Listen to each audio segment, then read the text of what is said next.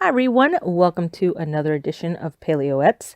Today we're talking about first fruits, and this is a title and a concept that I think for many of us may seem like something in the days of old, but there is an equivalent in today's time, and we're going to learn about it and why we should be all practicing the giving of the first fruits. And it says the bringing of the first fruits was one of the 613 mitzvot performed when the Beit HaMikdash was standing. Even today, there are some facsimiles. Our sages in Ketubot 105b said, whoever bestows a gift unto a Torah scholar is considered like one who offered the first fruits. And we've already written that a person who says that his heart is pained by the destruction of the Beit HaMikdash due to our iniquities and our inability to fulfill the mitzvot related to it will authenticate his genuineness when he fulfills the mitzvot that are their replica. So this is very powerful because we're literally being told that, just by your heart being moved and grieved by the fact that we no longer have a Beit HaMikdash to fulfill this mitzvot, then when we're fulfilling all the other mitzvot, it becomes its replica. And this is very powerful because it's like nothing has changed. It's almost business as usual. We continue on. It says, whatever is in his power he should do. It is proper that every man and woman whose heart has moved them to provide satisfaction for their Creator should contribute the first of all the fruits of their home which they purchase, grain, wine, oil, and all household items, a portion for God by giving it to those who toil in Torah or to the worthy poor. The virtue of charity, which is given in the form of household items that provide immediate benefit, is well known in Tani 23b. This is a replica of the mitzvah of the first fruits, and we will bestow blessing upon one's storehouses.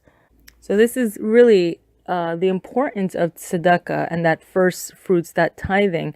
But even if you're giving items that that someone, people who are mainly involved in the study of Torah or those who are, not well off and not doing well, when you're helping them, and always remember to do it in a way that would give kavod, that doesn't bring embarrassment.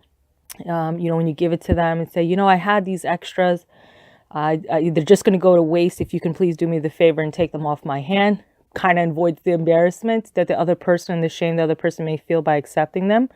And this way they also feel like, that they're helping to perform a mitzvah. But by doing this, by giving them things that are readily available, don't give them, the goyim, they used to give in the holidays these like fruit cakes that nobody ate, so don't give gifts like that. Give things that I bought an extra flour, 5-pound bag of flour. I bought extra this, I bought extra that.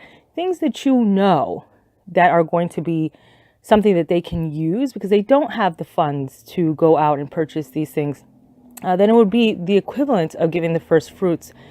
And tzedakah, as we all know, it's justice. And this also justifies your wealth. Hashem bestows upon you because it's justified. Look what you do with it. So very important lesson here.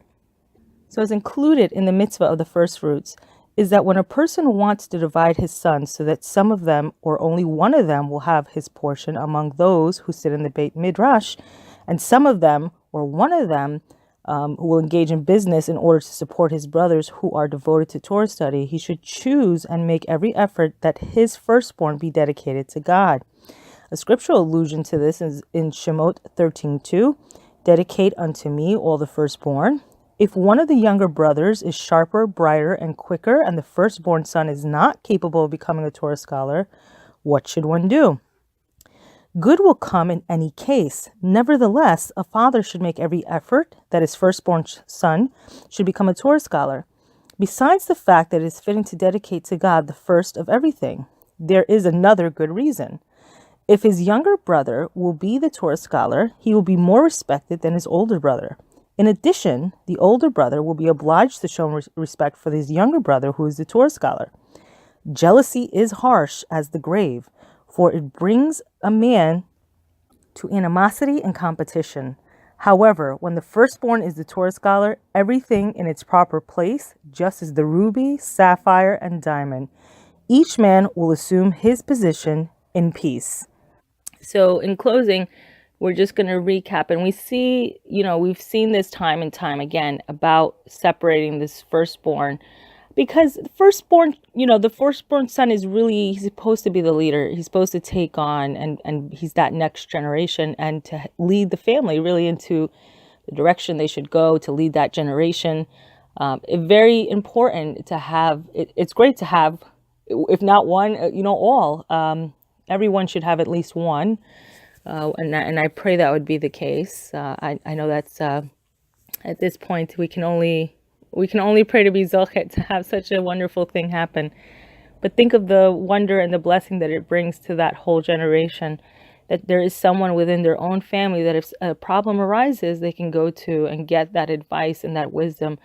And, bezrat HaShem, with no jealousy, with no anything, because he is in his proper place.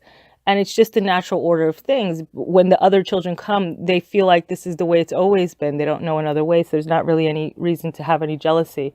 But they go and they know that the advice they're getting back is coming from a pure place. Very important.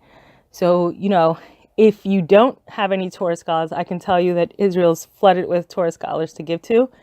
Make sure that you're given to a good and reputable person who has a good reputation, or an organization that supports such people who teaches them in their kollels.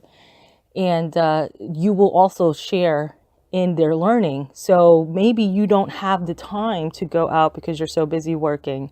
But when you're supporting that Torah scholar, a portion of the learning goes to your account as well. And if you're like me, you need every incentive and advantage and every way that you can to earn a mitzvah. I need it. So that's it for today. And I hope we'll all be together again soon. Bezrat HaShem.